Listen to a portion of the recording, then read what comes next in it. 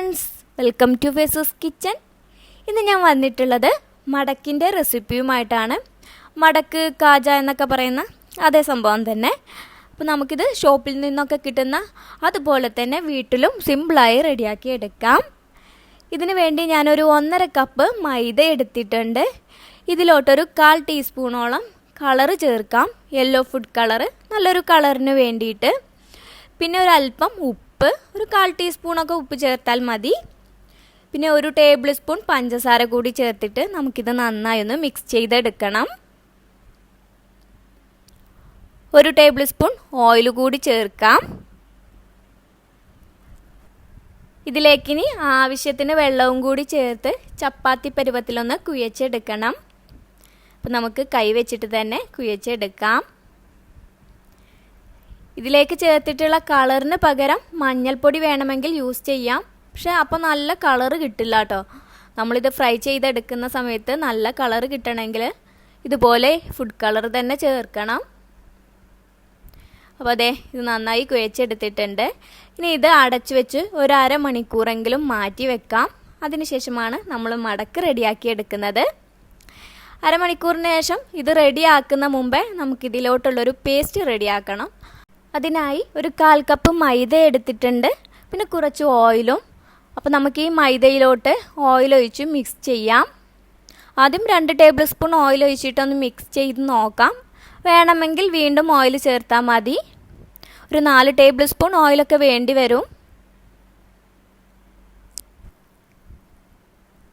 ഇതിലേക്ക് ഇപ്പോൾ 4 table spoon oil ചേർത്തിട്ടുണ്ട്.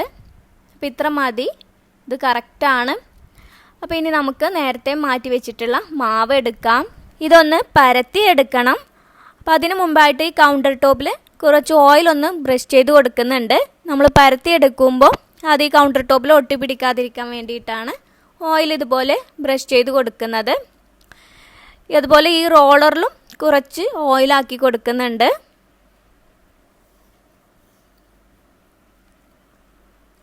ഇനി നമുക്കിത് പരത്തിയെടുക്കാം. എത്രത്തോളം കനം കുറച്ച് പരത്താൻ പറ്റുമോ അത്രത്തോളം നമുക്കിത് കനം കുറച്ച് പരത്തിയെടുക്കാം. അപ്പോൾ നമ്മൾ പരത്തിയെടുത്തിട്ടുണ്ട്. ഇനി ഇതിലോട്ട് നമ്മൾ നേരത്തെ റെഡിയാക്കി വെച്ചിട്ടുണ്ടായിരുന്ന ആ പേസ്റ്റ് ഉണ്ടല്ലോ, അതൊന്ന് ബ്രഷ് ചെയ്ത് കൊടുക്കാം. ഈ പേസ്റ്റ് ഒരുപാടങ്ങ് ആക്കി കൊടുക്കണ്ട, നമ്മൾ ലെയർ ഒന്ന് വിട്ട് കിട്ടാൻ വേണ്ടിയിട്ടാണ് നമ്മൾ ഇതുപോലെ ഈ പേസ്റ്റ് ഒന്ന് ബ്രഷ് ചെയ്ത് കൊടുക്കുന്നത്. അപ്പോൾ കുറച്ചാക്കി കൊടുത്താൽ മതി. കൂടുതലുണ്ടെങ്കിൽ ആ പേസ്റ്റ് എടുത്തു മാറ്റാനും ശ്രദ്ധിക്കണം. എല്ലായിടത്തും ഒരുപോലെ ആക്കി കൊടുക്കാം. ഇനി ഇത് നമുക്ക് രണ്ടായിട്ട് മടക്കണം.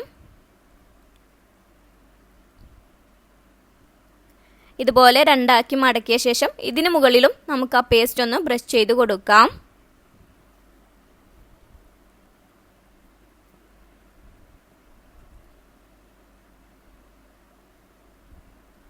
ഇനി ഇത് വീണ്ടും നമുക്കൊന്ന് മടക്കി കൊടുക്കാം. ഇതിന് മുകളിലും പേസ്റ്റ് ആക്കി കൊടുക്കണം.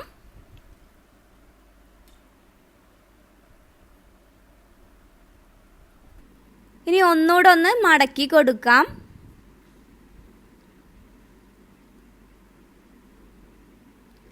ഇനി നമുക്കിത് കട്ട് ചെയ്തെടുക്കണം. ഇതുപോലെ ഈ ഒരു വലുപ്പത്തിൽ വേണം കട്ട് ചെയ്തെടുക്കാൻ.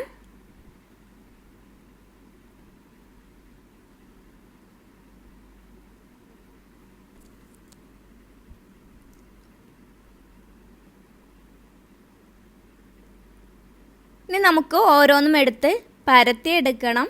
കനം കുറച്ച് ഇതുപോലെ വേണം പരത്തിയെടുക്കാൻ. ഒരുപാട് ബലം കൊടുത്തങ്ങ് പരത്തിയെടുക്കരുത്.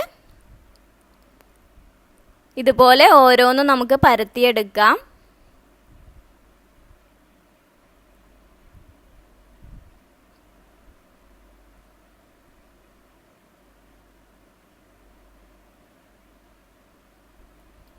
അപ്പോൾ ആ ഒരു അളവിൽ നിന്ന് എനിക്കൊരു 20 പീസോളം മടക്ക് റെഡിയാക്കി എടുക്കാൻ പറ്റിയിട്ടുണ്ട്. ഇനി നമുക്കിത് ഫ്രൈ ചെയ്യാം. അപ്പോൾ അതിന് ഞാൻ ഓയിൽ ചൂടാക്കാൻ വെച്ചിട്ടുണ്ട്. അതിനോട് കൂടെ തന്നെ ഇതിലേക്കുള്ള ഷുഗർ സിറപ്പ് കൂടി റെഡിയാക്കുന്നുണ്ട്. അതിനായി 1 കപ്പ് പഞ്ചസാരയാണ് ഞാൻ എടുത്തിട്ടുള്ളത്. ഇതിലേക്കൊരു 1/2 കപ്പ് വെള്ളവും കൂടി ഒഴിക്കാം. ഈ മടക്ക് റെഡിയായി വരുമ്പോഴേക്ക് ഷുഗർ സിറപ്പും റെഡിയായി കിട്ടും. ഒരു 10 മിനിറ്റോളം ഷുഗർ സിറപ്പ് ഒന്ന് തിളപ്പിച്ചെടുക്കണം. അപ്പോൾ ഓയിൽ ഇവിടെ ചൂടായിട്ടുണ്ട്. നമുക്ക് മടക്ക് ഇതിലോട്ടിട്ട് ഫ്രൈ ചെയ്തെടുക്കാം. അപ്പോൾ നമ്മൾ ഈ മടക്ക് ഫ്രൈ ചെയ്തെടുക്കുന്ന സമയത്ത് ഈ ഓയിൽ കുറച്ചൊക്കെ ചൂട് വേണം, എന്നാലാണ് അതിൻ്റെ ആ ലെയറൊക്കെ ഒന്ന് വിട്ട് കിട്ടുള്ളൂ. എന്ന് വെച്ചിട്ട് ഒരുപാടങ്ങ് ചൂടാവാൻ നിൽക്കരുത്. അപ്പോൾ ഇട്ട വഴിക്ക് തന്നെ ഇതിൻ്റെ കളറൊക്കെ ഒന്ന് ചേഞ്ചായി പോകും. നമുക്കിതൊരു മീഡിയം ഫ്ലെയിമിൽ വെച്ചിട്ട് ഫ്രൈ ചെയ്തെടുക്കാം. ഇതിൻ്റെ ലെയറൊക്കെ കണ്ടോ വിട്ട് വരാൻ തുടങ്ങിയിട്ടുണ്ട്.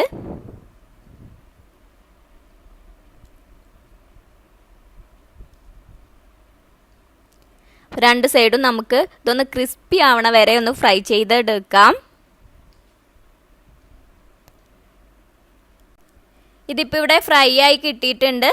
നമുക്ക് എണ്ണയിൽ നിന്ന് കോരി മാറ്റാം.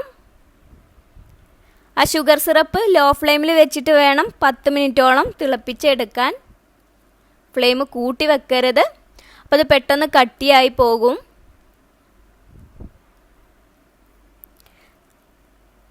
അപ്പോൾ നമുക്കിതുപോലെ തന്നെ എല്ലാ മടക്കും ഫ്രൈ ചെയ്തെടുക്കാം. ഇപ്പം നമ്മൾ അവസാനത്തെ ബാച്ച് മടക്കും ഇവിടെ ഫ്രൈ ചെയ്തെടുത്തിട്ടുണ്ട്. ഒരു 10 മിനിറ്റോളം ആയിട്ടുണ്ട്. അപ്പോൾ നമ്മുടെ ഷുഗർ സിറപ്പും കണ്ടോ ഇതുപോലെ നല്ല കട്ടിയായി വന്നിട്ടുണ്ട്. ഈ സ്പൂണിലൊക്കെ ഇങ്ങനെ ഒട്ടിപ്പിടിച്ചിരിക്കുന്ന രീതിയിലാവണം. അപ്പോൾ ഷുഗർ സിറപ്പ് നമുക്ക് ഓഫ് ചെയ്യാം. ഇനി നമുക്ക് ഈ ഫ്രൈ ചെയ്തെടുത്തിട്ടുള്ള മടക്കിലേക്ക് ഷുഗർ സിറപ്പ് ആക്കി കൊടുക്കണം. അപ്പോൾ ഞാൻ ഓരോ മടക്കും എടുത്തിട്ട് അതിലേക്ക് ഷുഗർ സിറപ്പ് ആക്കി കൊടുക്കുകയാണ് ചെയ്യുന്നത്. അല്ലെങ്കിൽ ഒന്നിച്ച് വെച്ചിട്ടും ഷുഗർ സിറപ്പ് ആക്കി കൊടുക്കാം. ഇങ്ങനെ ഓരോന്നെടുത്ത് ഷുഗർ സിറപ്പ് ആക്കി കൊടുക്കുമ്പോൾ ആ മടക്കിലെ എല്ലായിടത്തും ഷുഗർ സിറപ്പ് ആയി കിട്ടും. അപ്പോൾ ഇതുപോലെ ഉള്ളിലേക്കൊക്കെ നന്നായിട്ട് ആക്കി കൊടുക്കാം.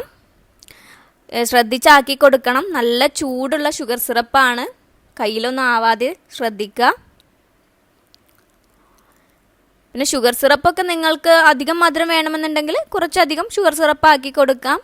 കുറച്ച് മതിയെങ്കിൽ അതിനനുസരിച്ചൊക്കെ ആക്കി കൊടുത്താൽ മതി.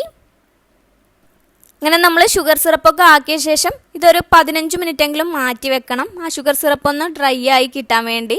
അപ്പോൾ ഇത് നമുക്കൊരു 15 മിനിറ്റ് മാറ്റി വെക്കാം. അപ്പോൾ ഷുഗർ സിറപ്പിൻ്റെ ആ പാൻ ഉണ്ടല്ലോ അതിങ്ങനെ ഒട്ടിപ്പിടിച്ചിരിക്കുന്ന പോലെ ആകും. അതൊന്ന് ക്ലീൻ ചെയ്യാൻ വേണ്ടി നമുക്ക് ഗ്യാസിലേക്ക് വെച്ചിട്ട് ഒരല്പം വെള്ളം ഒഴിച്ചൊന്ന് ചൂടാക്കാം. ആ വെള്ളം ഒന്ന് തിളച്ച് വരുമ്പോൾ ഇതുപോലെ ഷുഗറൊക്കെ ഒന്ന് മെൽറ്റായിട്ട് പാന് നല്ല ക്ലീനായിട്ട് കിട്ടും. അപ്പോൾ ഒരുപാട് ബുദ്ധിമുട്ടിയിട്ട് പാന് ക്ലീൻ ചെയ്യണ്ട, ഇതുപോലെ കുറച്ച് വെള്ളം ഒഴിച്ചിട്ട് ക്ലീൻ ചെയ്തെടുത്താൽ മതി. അപ്പോൾ ഇത് കുറച്ച് സമയം വെച്ചപ്പോൾ ആ ഷുഗറൊക്കെ ഒന്ന് ഡ്രൈ ആയി കിട്ടിയിട്ടുണ്ട്. അപ്പം നമ്മുടെ അടിപൊളിയായിട്ടുള്ള മടക്ക് ഇവിടെ റെഡി ആയിട്ടുണ്ട്. വളരെ സിമ്പിളാണ് റെഡിയാക്കി എടുക്കാൻ, അതുപോലെ തന്നെ അടിപൊളി ടേസ്റ്റാണ്. നല്ല ക്രിസ്പി ആയിട്ടിരിക്കുന്ന മടക്കാണ്, കണ്ടോ നല്ല ക്രിസ്പിയാണ്. അതുപോലെ തന്നെ ആ ലെയറെല്ലാം വിട്ട് വന്നിട്ടുണ്ട്. അപ്പം ഞാനിതൊന്ന് കഴിച്ചു നോക്കട്ടെ.